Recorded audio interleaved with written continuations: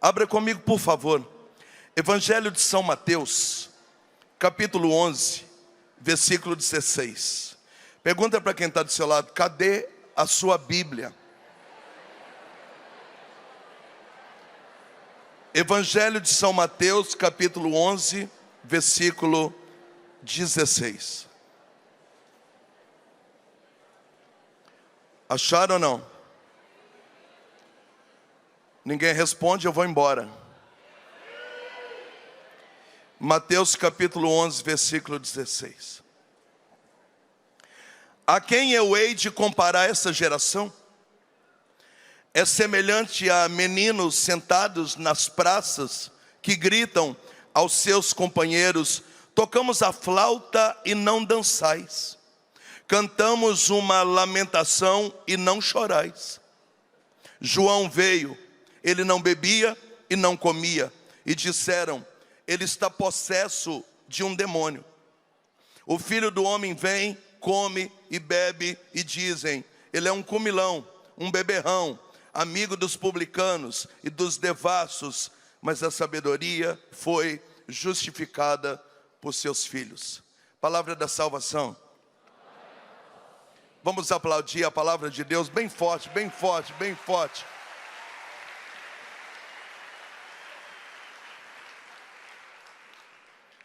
O desabafo de Jesus é enigmático. A quem eu vou comparar essa geração? Qual geração? A dele. Perceba que a geração de Jesus já é uma geração muito confusa. E para explicar essa confusão, ele deu o seguinte exemplo: são como garotos, meninos, sentados na praça. Uns olham para os outros e diz: a gente toca flauta e vocês não dançam. Do lado de lá, os garotos dizem: tá, mas a gente cantou um canto fúnebre e vocês não choraram. Perceba o tamanho da confusão. A geração de Jesus já era uma geração que não sabe o que quer. A gente toca e vocês não dançam. A gente entoa um canto e vocês não choram. E Jesus complementa o raciocínio dizendo: João veio, não era muito simpático, não era muito dado, e vocês diziam que ele estava possuído por um demônio. Agora eu vim e eu estou amando a todos, eu estou participando da vida de todos, e vocês dizem que eu sou um comilão, um beberrão. Na verdade eu não sei o que fazer com vocês. E para explicar o quanto a geração de Jesus era uma geração chata, complexa, confusa, Jesus comparou a geração dele à geração de Noé. Jesus voltou 1000 e tantos anos depois para tentar explicar um pouco mais como era a geração dele, equiparando essa geração à geração de Noé. E você sabe muito bem o que aconteceu com Noé. No livro do Gênesis, capítulo 6, a Bíblia diz que Deus se arrependeu de ter criado o ser humano. E no capítulo 7, Deus mandou o dilúvio. E você sabe muito bem o que é que aconteceu no dilúvio. Diga para quem está do seu lado: a geração de Jesus era uma geração confusa, como garotos na praça. Uma geração indecisa, uma geração pecaminosa. E é por causa disso que Jesus veio. E era uma geração tão estranha que ele mesmo a comparou há mais de 1000 anos atrás à geração de Noé. E a geração de Noé, Deus chegou a ter se arrependido de ter criado o ser humano. 2000 anos se passaram e eu te pergunto: se a geração de Jesus era tão complexa, imagina a nossa. Diga para quem está do seu lado: o trem está feio para o nosso lado. Diga para quem está do outro lado, na esquerda, na direita, à frente, atrás, em cima, embaixo: o trem está feio para o nosso lado.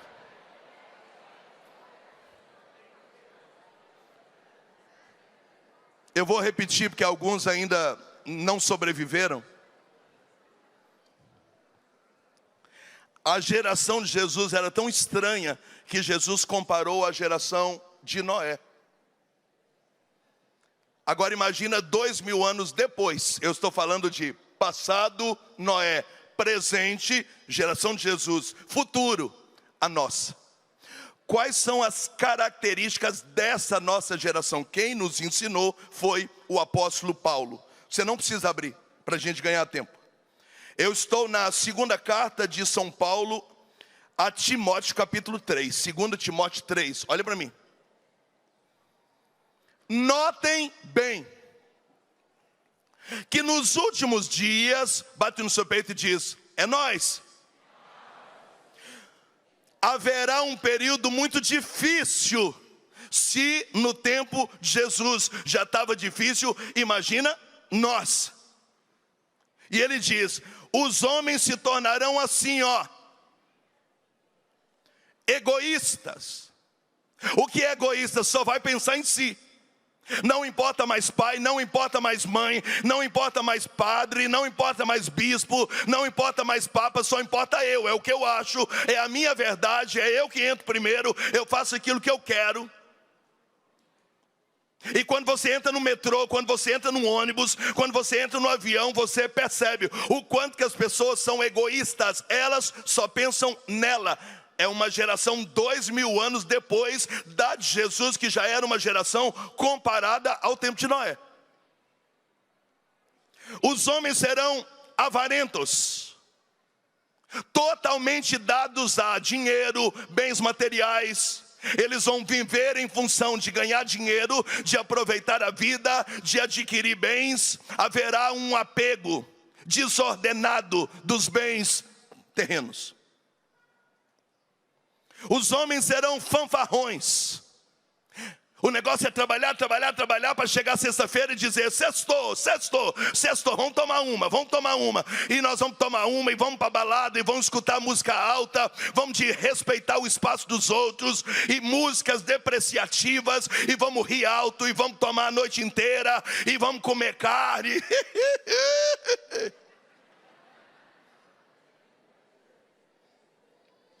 Os homens serão soberbos. O que é uma pessoa soberba? É aquela pessoa que ela é o centro. Padre Roger já nos trazia isso. O ser humano vai sentar num trono e ele vai dizer, é o que eu penso, é o que eu acho, e eu quero ser respeitado nisso. Tecnicamente chamamos isso de egolatria. O homem vai adorar a si mesmo. Eu me basto, e acabou. E azar o que as pessoas pensam de mim. Os homens serão rebeldes aos pais, sem um pingo de valor, sem um pingo de obediência, sem um pingo de coparticipação familiar, nada. Na minha vida mando eu. E antigamente o sonho do garoto rebelde era, quando eu ficar maior de idade, quando eu sair de casa, quando eu tiver o domínio da minha própria existência, aí eu vou fazer tudo o contrário, aí os meus pais vão ver, porque aí ninguém mais manda em mim. O detalhe é que na minha geração, de quase 50 anos atrás, a gente projetava fazer isso quando ficasse maior. Hoje, os garotos de 7, 8, 9 anos já fazem isso dentro de casa. Eles serão ingratos.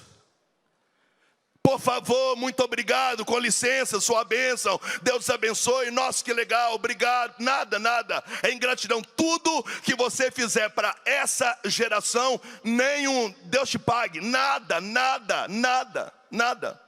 Ingratos a Deus, que Deus deu tanto livramento, que apareceu em oportunidade de emprego, de graças, na cura de um câncer, nada, nem gratidão, nem uma Ave Maria, nem um creio Deus Pai, nada. Ingratos, só vão pensar em si. É só venha a nós, vosso reino, nada.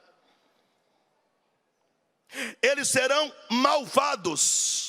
Haverá maldade no coração do ser humano. Ele vai fazer as coisas com desejo de maldade. Eu sou vingativo, eu quero puxar o tapete, eu quero roubar o seu lugar, eu quero calar a sua boca, eu quero ocupar um lugar que eu não sou chamado a ocupar, mesmo que eu tenho que com muita maldade trair, abandonar, amaldiçoar, atrapalhar a vida dos outros. O ser humano vai agir com maldade. A maldade vai entrar no coração do ser humano a ponto dele esquecer, inclusive, daquilo que ele aprendeu na casa dos seus pais.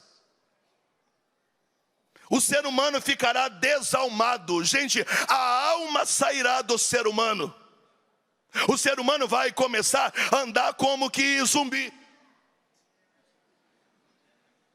Sim, porque se não tem alma, é um zumbi. Se não tem alma, já morreu, porque a alma é o ser vivente. E a alma é uma alma racional. Se não tem alma, eu não penso. Se não tem alma, não tem consequência. Se não tem alma, não tem céu. Se não tem alma, não tem salvação. A alma sairá do ser humano. Nós vamos encontrar pessoas de corpo presente já não existindo mais. Quem me ouve, diga amém.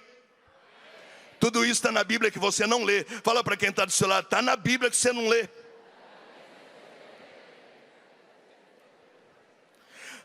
Os homens serão caluniadores. Eles vão usar a boca para destruir a vida das pessoas. Na paróquia, em casa, no ambiente familiar, nas reuniões de família, na internet, eles vão existir para levantar falso testemunho, jogar pessoas contra pessoas, depreciar valores. Meu Deus. Os homens serão devassos, e a devassidão é todo e qualquer tipo de liberação sexual, orgias. Não haverá mais pudor, não tem medo de nada, e faz isso publicamente, sem nenhum tipo de temor. Será uma humanidade prostituída, pecaminosa, orgiosa. Criei essa palavra agora, achei que ficou legal. Os homens se tornarão cruéis. Vai fazer maldade com quem você nunca viu no trânsito, só porque buzinou para você. Vai machucar a criança. Vai ser vingativo. Estou procurando palavras que eu posso falar, é melhor mudar de assunto. Serão inimigos dos bons. Perseguição. Nós vamos focar em destruir quem tem valor, quem tem virtude, quem tem princípio, quem tem fé, quem tem religião. Haverá foco no coração do ser humano em destruir aquilo que é bom. Serão traidores. Não será possível você confiar em mais ninguém e mais nada. Não haverá amizade sincera, não haverá valores, não haverá desejo de caminhar lado a lado, não haverá. Serão traidores. Nós conviveremos com as pessoas esperando que mais dia ou menos dia elas nos derrubem. Meu Deus. Elas serão insolentes. Não preocupa com o que fala, não preocupa com o que vê. Passa para frente tudo que chega no colo delas. Incorrigíveis. Não pode podar, não pode falar, não pode melhorar. Não pode dizer que precisa de mudança, não pode ser corrigida, não pode. Serão insolentes, dadas ao seu ego, ao seu pensamento, ao seu prazer.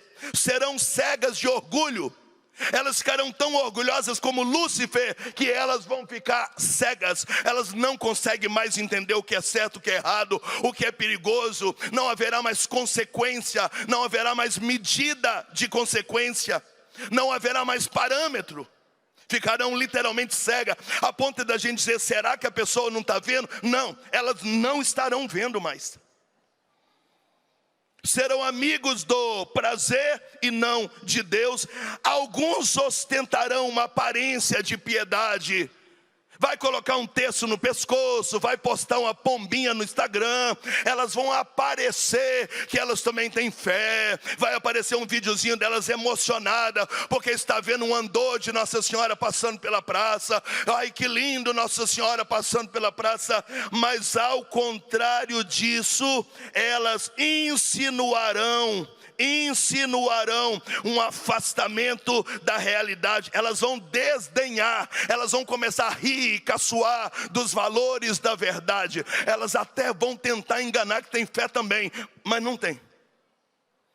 Gente, eu contabilizei aqui 18 características depreciatórias, diminutivas. Deixa eu voltar lá no início. Jesus está dizendo: o que eu vou fazer com essa geração? Qual geração? A dele.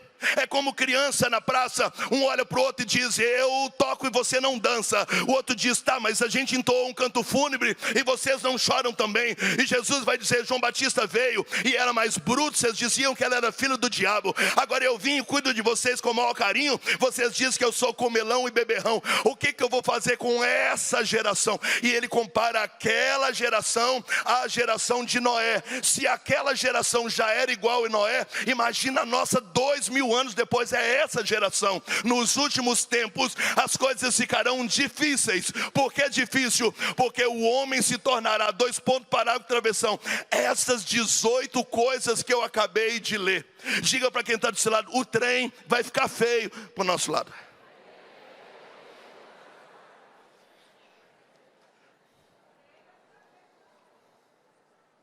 Diga comigo: volta logo, Jesus. Ajuda nós, por favor, Jesus.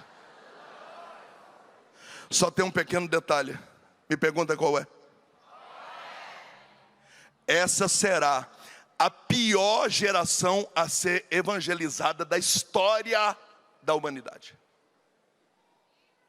A pior geração a ser evangelizada na história da humanidade. E por que nós estamos aqui hoje? Porque Deus ama esse povo e Ele também quer salvar essas pessoas aqui. Pode aplaudir, pode aplaudir, pode aplaudir. Não, aplaude de verdade, aplaude de verdade, aplaude de verdade.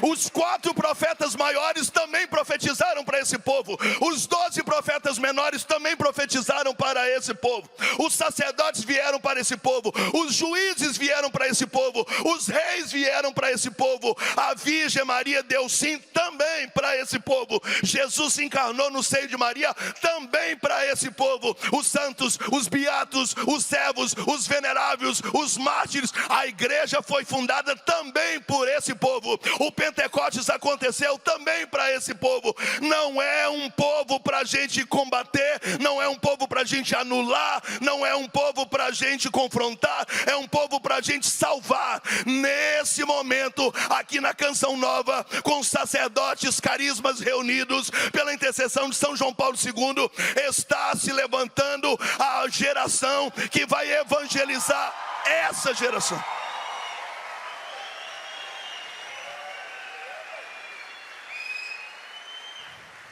A notícia boa é essa: se essa é a pior geração a ser evangelizada, os profetas, as armas que Deus vai usar, os apóstolos dos últimos dias, o exército da Imaculada, também será a maior obra de evangelização que já aconteceu na história da humanidade. Deus vai salvar esse povo. Sacode quem está do seu lado e diga: Deus vai salvar esse povo, Ele vai salvar esse povo, Ele vai salvar esse povo.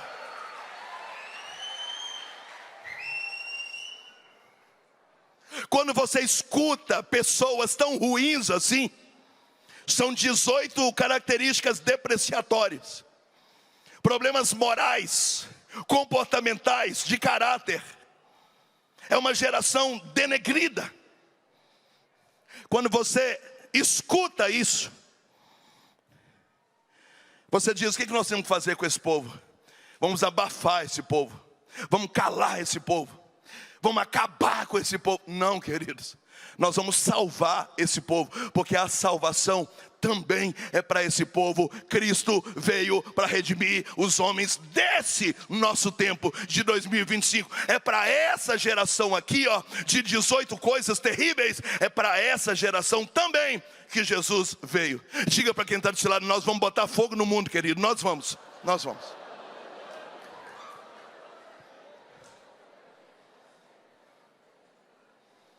Eu achei horrível, tem gente que não abre nem a boca. Fala para quem está de um lado e do outro: querido, é nós, vamos para cima, vamos para cima.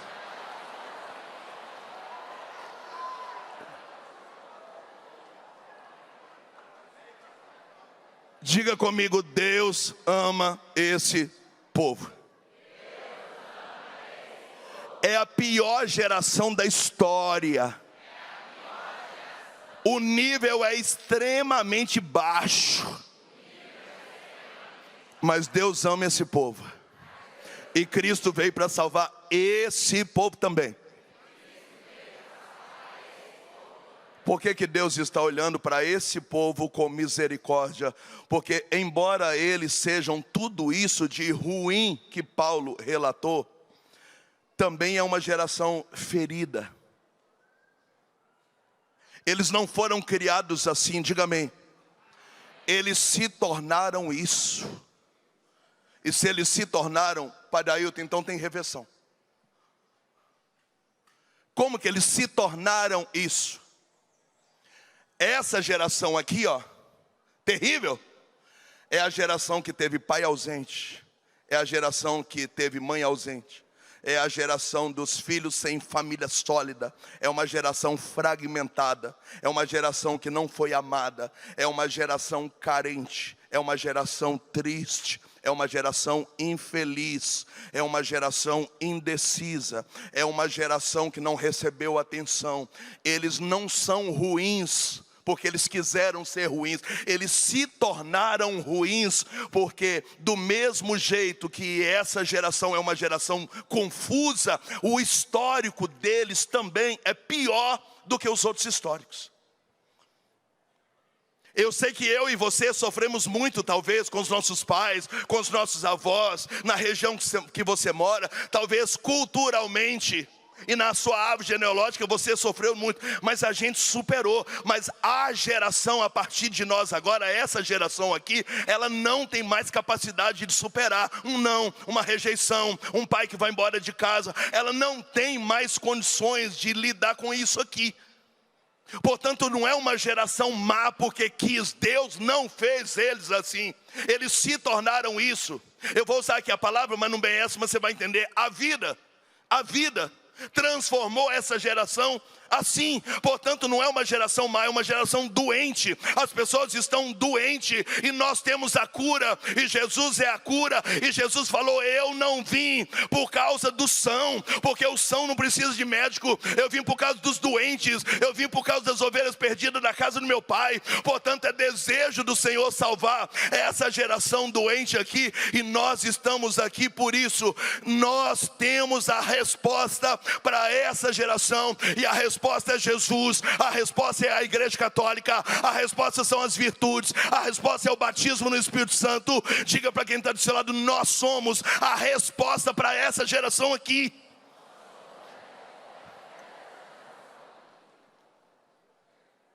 E talvez essa é uma das preocupações que eu tenho com o universo da internet. A internet, inclusive católica, ela se transformou num tribunal, onde você escuta alguém com aquelas características, o que você tem que fazer? Vão para o embate, vão calar aquela pessoa, vão destruir ela e vão abafar ela? Não, eu quero é salvar essa pessoa. Deus não nos levantou para condenar essas pessoas, porque elas já estão vivendo como condenadas. Deus nos levantou para chegar até elas com um discurso sólido e entrar na fraqueza delas, na miséria dela. Essas pessoas estão gritando por socorro, elas estão gritando por ajuda, elas estão gritando por misericórdia. E enquanto o evangelho não for pregado no mundo inteiro, não será o fim. Jesus não voltará enquanto nós não evangelizarmos essa geração é a pior geração, é a pior geração. Mas nós também somos da safra das melhores gerações de evangelizadores, de músicos, de religiosos, de comunidade. Nós somos.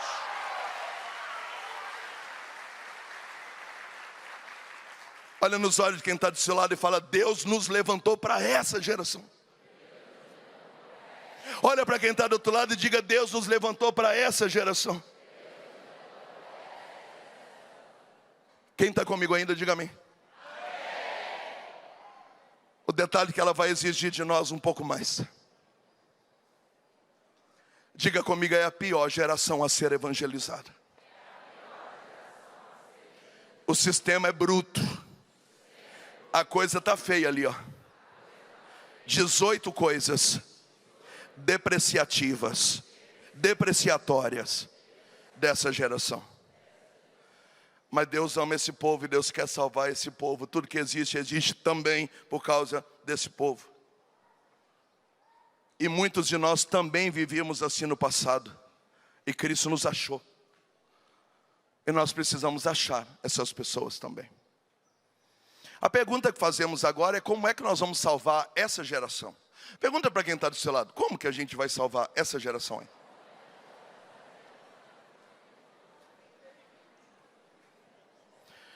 Não, você não abre a boca, está horrível, eu vou embora, da hora do almoço. Tem um voo agora, 1h55.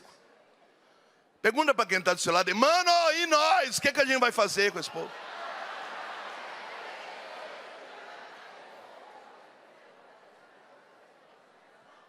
Nesse momento nós vamos pedir ajuda para os universitários. Nós temos na Igreja Católica 37 doutores. Quantos doutores eu disse? 37. O que é um santo doutor? Ofereceu santidade, mas também ofereceu intelecto. Os doutores da igreja são monstros da racionalidade cristã.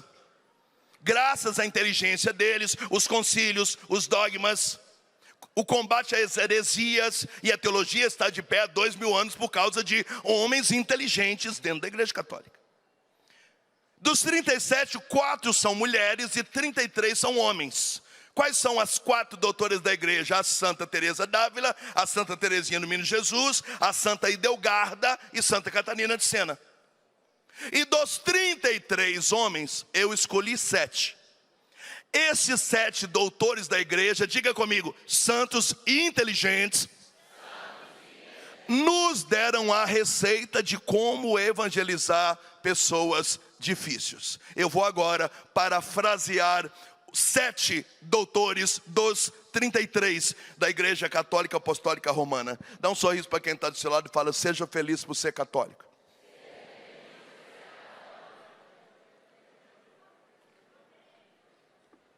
Quem ainda está comigo? Metade morreu, alguns estão. Primeira dica: São Gregório Magno. São Gregório Magno diz que para evangelizar uma geração corrompida, precisa de um testemunho autêntico. Diga comigo: São Gregório Magno, um testemunho autêntico. Por que tem testemunho autêntico? Porque essa geração no final dos tempos não acredita em mais nada. Essa geração não acredita em padre, não acredita em pastor, eles não acreditam em igreja, eles não acreditam em família, eles não acreditam em casamento, eles não acreditam na vida. Essa geração não acredita em mais nada. E como é que nós vamos evangelizar essa geração? Não pode ser mais blá blá blá, feijãozinho com arroz. Uma geração tão corrompida como essa, com 18 características depreciativas, é necessário um testemunho autêntico. Eu sei quem eu sou, eu sei para que eu vim, eu tenho o controle da minha existência, eu sei por que eu professo, eu sei por que eu aplaudo, eu sei por que eu ajoelho, eu sei aonde que eu congrego, eu sei o rumo das coisas. E isso vai impactar uma geração confusa. Uma geração confusa só receberá o alinhamento quando uma outra geração disser: nós sabemos o caminho das pedras. Portanto, testemunho meia boca não dá mais, brincadeirinha para lá e para cá na internet não dá mais. Se quiser atingir essa geração, precisa de um testemunho autêntico, visceral, equilibrado, estrutural. Vai aplaudindo, vai aplaudindo.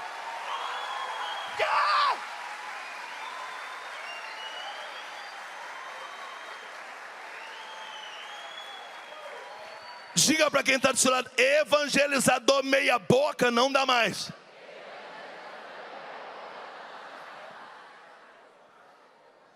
E para ter um testemunho autêntico, precisa pagar um preço. Eu não bebo há 25 anos. E há 24 trabalho com dependente químico. Na minha fazenda já passaram 3.000 homens para ser recuperado do álcool e da droga. Biblicamente, beber é pecado? Não é. Mas por que eu não bebo? Porque eu quero ter autoridade para meter a mão na cara da pessoa e dizer: cria vergonha, rapaz, tu é homem, seu filho acabou de nascer, pô.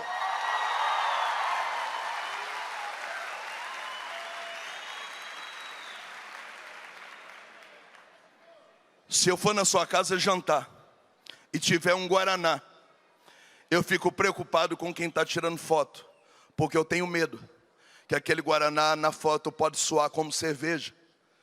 E eu não quero que nada manche a autenticidade do meu testemunho. Não é sobre pecado. É aquilo que Paulo diz: se comer carne de porco pode ser problema para eu evangelizar, é melhor que eu não coma. É um preço de autenticidade testemunhal. Você é assim, e você sabe para que você é, e você sabe aquilo que você quer. Esse tipo de pessoa tem moral. Quem vive, né? Mas também sou filho de Deus, né? Deus conhece meu coração, né? Fala para quem está do seu lado: ainda meta a mão na sua cara, já já.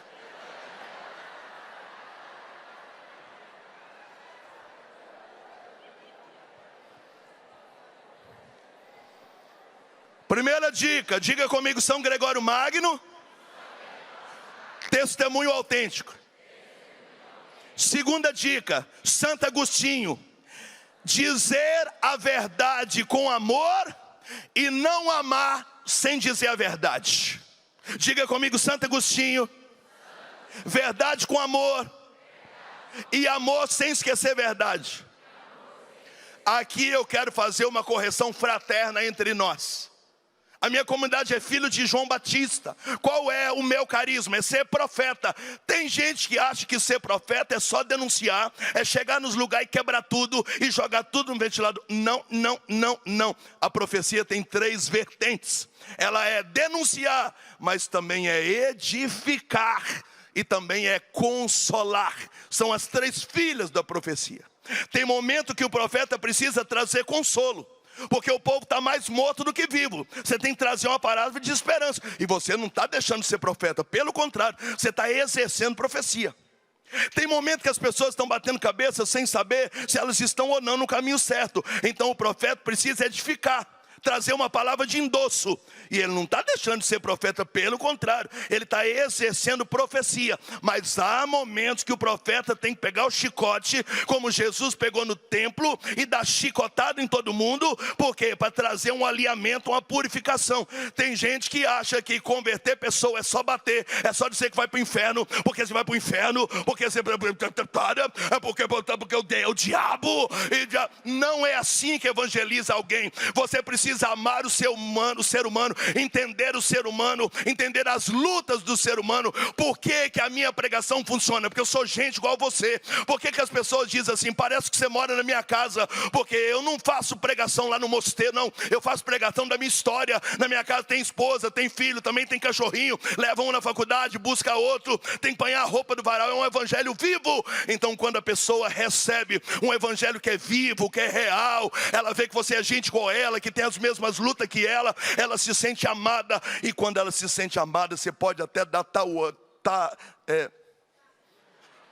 toalhada, que ela aplaude e fala: eu gostei da toalhada.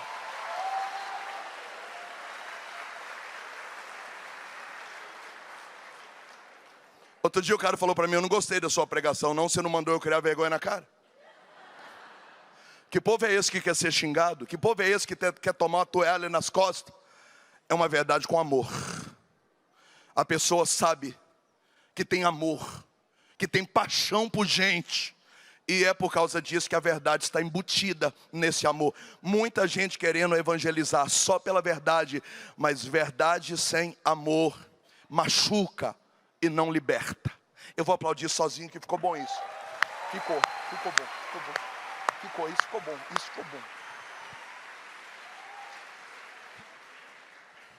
Dica número 3. São Francisco de Sales. É necessário ter uma humildade que propõe e não uma humildade que impõe. O profeta, o evangelizador tem que ter a humildade de dizer, esse caminho é o melhor. Agora a escolha é sua, porque Deus respeita o seu livre-arbítrio. Quando você diz é só isso, porque eu estou certo e eu não aceito, cala a boca, é eu que estou falando, porque eu estou certo, e ou você faz isso ou você vai morrer. Tem até gente evangelizando com ameaça de morte. Essa é a sua última chance, ou você escuta o que eu estou falando agora, ou você vai morrer amanhã, e se morrer amanhã vai para o inferno, e eu vou dar risada dizendo, pelo menos eu passei pela vida dele, e falei que era a última chance, não me ouviu, é isso que dá, quem não me ouve. Fala para quem está do seu lado, você não é profeta, você é maluco. São Francisco de Sales diz que a verdade, a evangelização para uma geração corrompida tem que partir do princípio da humildade. E o que é humildade, irmão? Deixa eu te ouvir. Irmão, quais são as suas demandas? Irmão, quais são os passos que nós temos que dar agora? Irmão, dando esses passos agora, daqui uns 3 meses você vai estar um pouquinho melhor. E aí um pouquinho melhor a gente dá um outro passo. E você tem a humildade de pastorear, de entender a realidade do outro, de separar a situação do outro. É uma humildade que não impõe, é uma humildade que aparece uma proposta. Irmão, a proposta é essa. Está comigo? Eu vou te ajudar, se não, que Deus abençoe. É por isso que você tem muito problema na sua casa. Fala para quem está desse lado, você é chato pra caramba.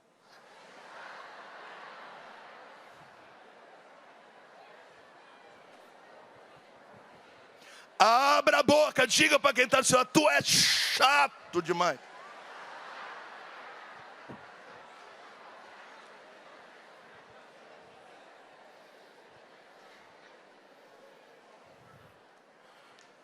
Você quer salvar o mundo inteiro, mas você é arrogante.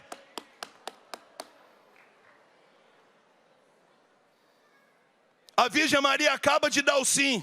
Jesus entra no seio dela. Ela vai até a casa de Isabel. Ela canta o Magnífico. E o que ela diz? Ele olhou para a humildade da sua escrava. Pode aplaudir. A humildade, a humildade, a humildade.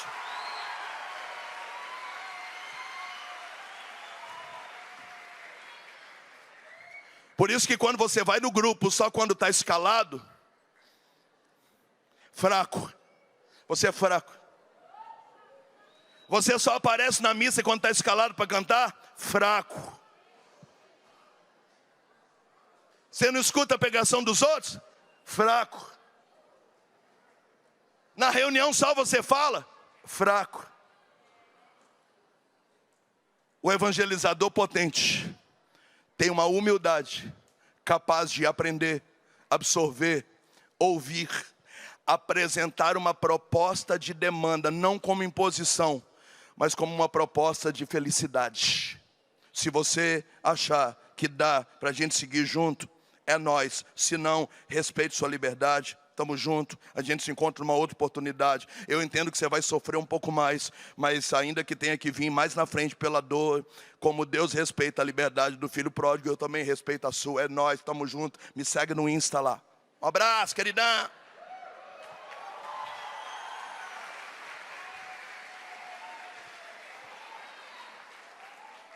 Dica número 4, Santo Tomás de Aquino. É preciso despertar uma geração maldosa através da racionalidade. Meu Deus! O Catecismo da Igreja Católica, do parágrafo 1 até o 25, tenta buscar resposta para essas crises existenciais. Para que eu nasci? Para que eu vi o mundo? O que Deus quer de mim? E Santo Tomás de Aquino conclui esses 25 parágrafos do Catecismo da Igreja Católica, dizendo que a fé é uma adesão racional. Eu decido crer. Se eu decido crer, alguém precisa trazer luz na minha consciência. Então precisa de conteúdo. Para a pessoa largar o adultério, você precisa explicar para ela a dinâmica da vida que ela está levando. Não é pode ou não pode. Por isso que essas coisinhas de internet de pode ou não pode, pode ou não pode. Fala para quem está do seu lado, para com isso, para com isso. Tem gente que não consegue entender por que adultério é errado. Sim, tem gente que não consegue entender. Tem gente que não consegue entender por que faltar na missa é pecado. No cumprimento do preceito, não consegue entender. Ela fala, mas Deus me ama, conhece meu coração, trabalhei a noite inteira. Onde que está o erro? Tem gente aqui fazendo caridade no lugar errado e achando que é muito caridoso e você está perdido. A sua caridade tem uma outra fonte que não é verdade. Então precisa alguém trazer luz à consciência. O que é a luz à consciência? Queridão, deixa eu te explicar. É assim que as coisas funcionam. É assim que a igreja diz. Esses são os caminhos. É por isso que desse jeito não vai dar certo. Desse jeito vai dar errado. Você entendeu por que você tem que casar na igreja agora? Ah, agora eu entendi. Ninguém nunca tinha me explicado isso. Essa geração é tão rasa. É uma geração que não lê, que não estuda, que não tem conteúdo para despertar a consciência dessa geração. Santo Tomás de Aquino diz que precisa despertar através da racionalidade. Diga para quem está do seu lado, eu não sei você, mas a gente vai ter que ler mais do que estamos lendo.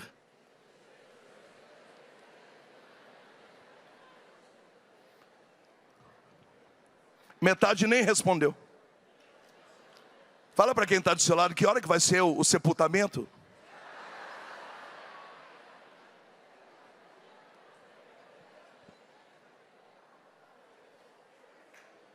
Você me admira como pregador, sim ou não? Sim. Gastei todo o dinheiro que eu tinha na vida comprando livros.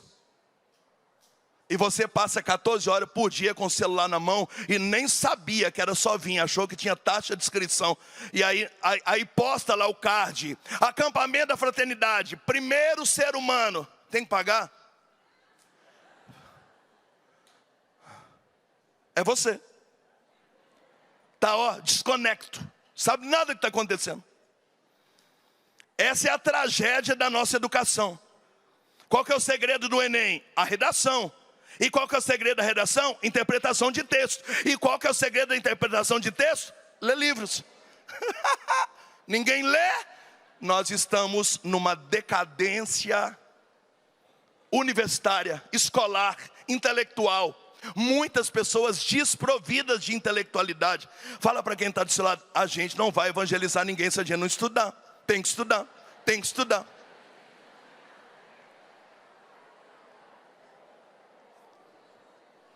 Aqui eu quero aproveitar e fazer uma denúncia para a minha raça.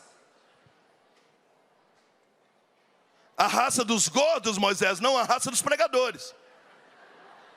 Já tem gente pregando sem levar a Bíblia. Já tem gente pregando sem abrir a Bíblia. Já tem gente pregando lendo texto no celular e no tablet. Já tem gente lendo uma coisa e pregando outra. Como é que nós vamos evangelizar essa geração se nós não tivermos conhecimento da palavra? Só existe pregador porque existe uma palavra. Por isso que a tradução mais fidedigna do pregador é o arauto. Quem é o arauto? É aquele que sobe num palco, num presbitério, num púlpito para falar em nome de alguém, do Cristo palavra, do verbo encarnado. Como é que você quer evangelizar um monte de gente e você fica assistindo videozinho de TikTok, você não estuda a Bíblia, você não lê Bíblia, você não estuda a Bíblia, você não lê Bíblia?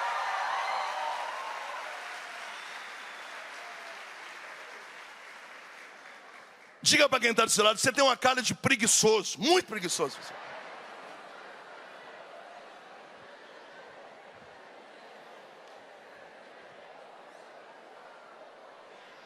Para evangelizar essa geração precisa de conteúdo, luz na consciência, racionalidade da fé.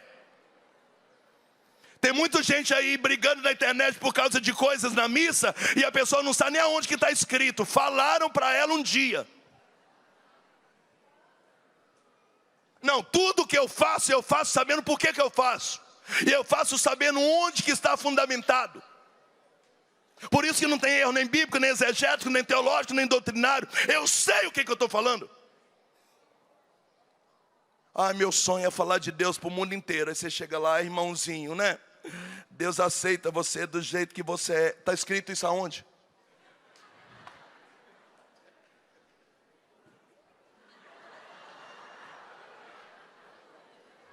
Porque você sabe, né? Você anda meio esquisito por fora, mas Deus vê o coração, né? Fala para quem está do seu lado, filho do... Onde que está escrito isso? Onde que está escrito?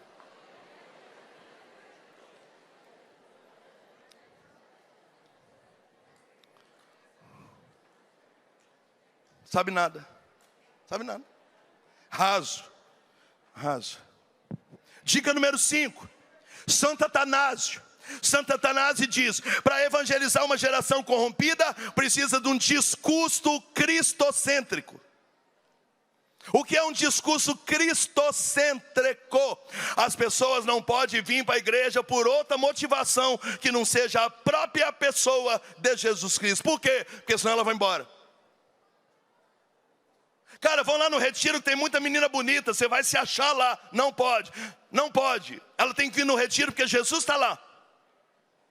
Cara, vão lá comigo que depois eu te dou um acesso. Aí você chega no Padre Roger, no Moisés, no Padre Ailton. Eu consigo aí, porque eu tenho os contatos aí para você tirar uma foto. Ela não pode vir no acampamento por causa de uma foto. Santo Atanásio diz que o discurso que precisa ser cristocêntrico. Ela não pode ir na igreja porque ela vai prosperar. Ela não pode ir na igreja porque ela vai ganhar dinheiro. Ela não pode ir na igreja porque ela vai arrumar trabalho. Ela não pode ir na igreja porque alguém vai dar um bico para ela. Ela não pode ir na igreja por causa de mulher. Ela não pode ir na igreja por causa de área VIP. Ela não pode. Ela precisa entender que a resposta é Jesus e o nosso discurso é Ele. Nós não temos outra coisa para dar a não ser Jesus de Nazaré, o Cordeiro imolado.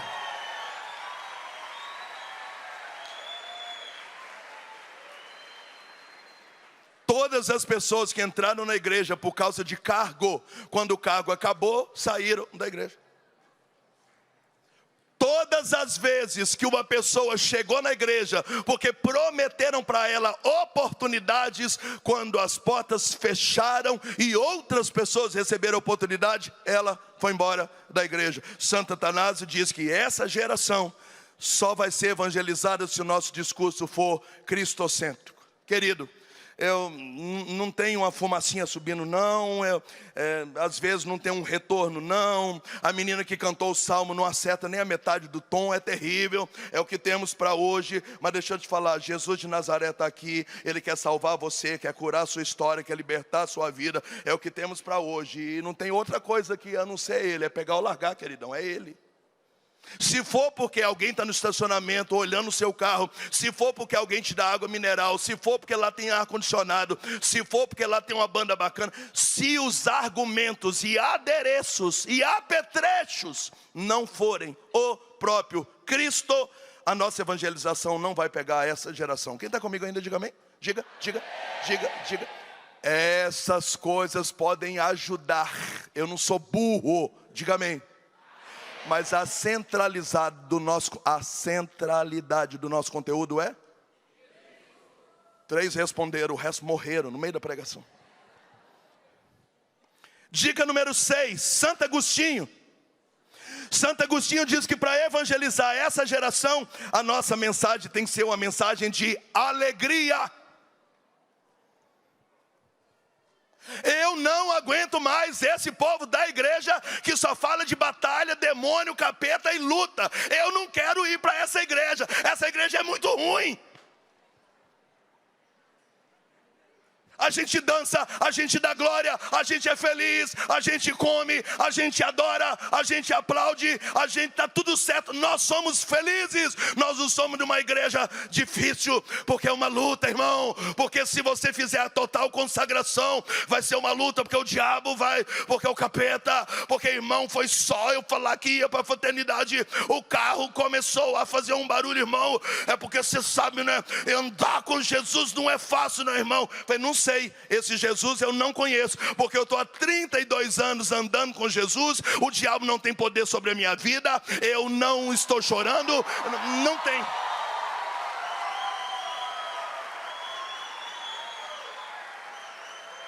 Primeira carta de São João, capítulo 5, aquele que é de Deus, o maligno não toca. Tiago, capítulo 4, versículo 7, resista ao demônio e ele fugirá para longe de você. E essa inveja que as pessoas estão cultuando aí, Salmo 90, se 11 mil, não é uma sogra, um genro, um amigo do trabalho, opressor, uau, uma relação tóxica, uau, não, querido, é se 11 mil pessoas se levantarem contra mim, 10 mil vão cair para um lado, 1000 vão cair para o outro, eu não serei atingido.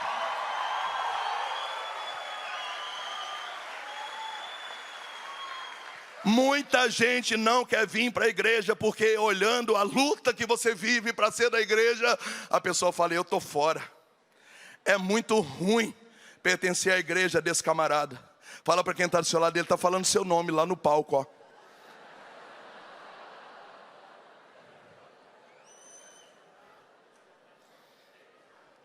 Quando o Papa Francisco lançou o documento sobre a alegria do Evangelho, quando falou que muitos católicos têm cara de sexta-feira da paixão, eu me vergonhei. Tem gente ocupando a internet e os retiros só para poder pregar uma ideia de vida difícil. E aí a raça que já é fraca fala, se é tão difícil assim, se o Moisés passa por tudo isso, eu não vou aguentar.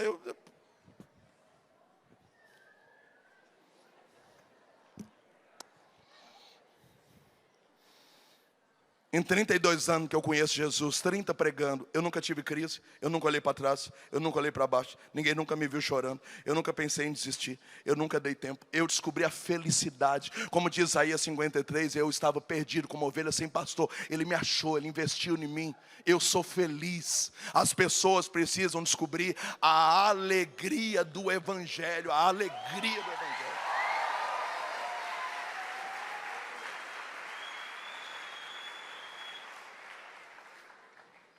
Correção pastoral.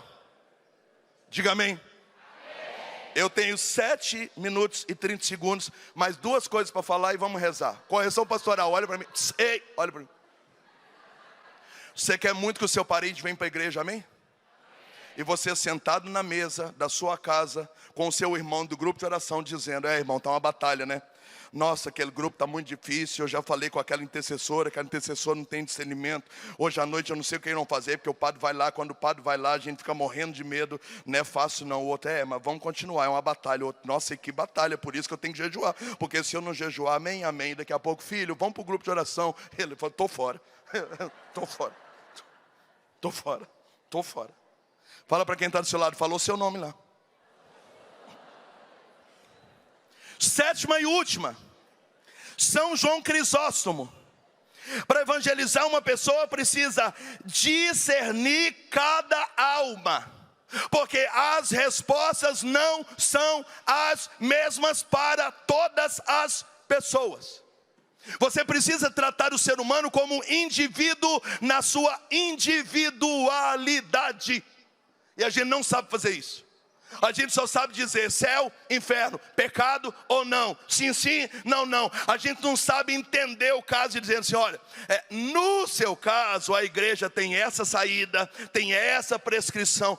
No seu caso o Código de Direito Canônico dá essa abertura. A gente não sabe, o negócio nosso é céu, inferno, capeta, diabo. Se tudo está ruim é do capeta, se está dando certo é Deus e aleluia. E se a vitória não aconteceu é porque você não tem fé. E quem tem fé está recebendo vitória. É como se fosse um jogo de xadrez. Fala para quem está do seu lado, você está maluco, você é maluco. Não, querido, não. A mesma resposta para uma pessoa não é a mesma resposta para outra. Se você pegar os santos da caridade, por exemplo, São Vicente de Paulo, ele vai dizer, se você estiver indo para a missa e encontrar com um pobre, entre a missa e o pobre, cuida do pobre, que o pobre é Jesus. Mas se você pegar os místicos, por exemplo, o Padre Pio, se você estiver na missa e ver um pobre, vai na missa, porque o pobre pode estar desviando você da missa. Tá, mas eu fico com a missa ou eu fico com o pobre? pontos de vida diferentes, para alma diferente, para individualidade diferente, para pessoas diferentes. Para alguns a santidade é ficar com pobre, para outros a santidade é não faltar da missa. Então nós não podemos colocar na internet A ou B, ou um lado, ou a vida não é assim. Fala para quem está do seu lado, queridão, não é sobre isso, não é sobre isso. E é por isso que esses dias o Papa Leão falou que nós temos que fazer uma escuta profética, usando o discernimento. Não é, tá tudo errado. Pera, vem cá, queridão. Ó, no seu caso, com esse histórico, com essa realidade, vamos fazer uma caminhada? Então eu vou relevar algumas coisas, tá bom? E nós vamos começar do zero. Daqui 3, 4 meses a gente arruma isso. Depois a gente pula para aquilo, beleza? Então o trabalho disso é de pastoreio. E se você quiser evangelizar uma pessoa, você vai ter que ter a graça desse discernimento. Que Deus nos ajude, que os doutores nos ajudem. E volto a dizer, essa é a pior geração de todos os tempos. Mas nós somos armas brutas, nós estamos prontos para evangelizar essa geração que Jesus quer salvar. Fica de pé e vai aplaudindo, fica de pé. Eu nunca vi umas palmas tão ridículas na minha vida. Vamos, meninos. Dá um abraço a quem está do seu lado e fala, vamos para cima, é nós, vamos para cima, vamos.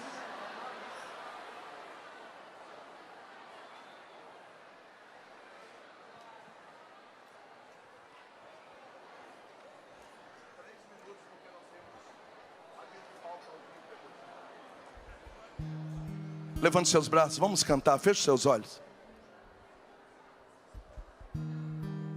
Cadê os seus braços levantados? Eu não estou vendo.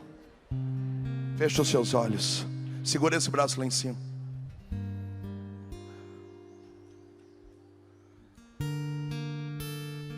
Senhor, nós queremos ser usados. Peço ao Senhor que você seja uma arma potente de conversão. Fala, Deus, me usa, me quebra, faz comigo, eu estou aqui. Usa minha garganta, os meus olhos, meus dons, meus talentos, minha faculdade, meu diploma, meu currículo, as folgas que eu tenho, meu final de semana. Eu quero, Senhor, evangelizar essa geração, Deus. Labassore lecare, alabassore levar. E alabassore levar.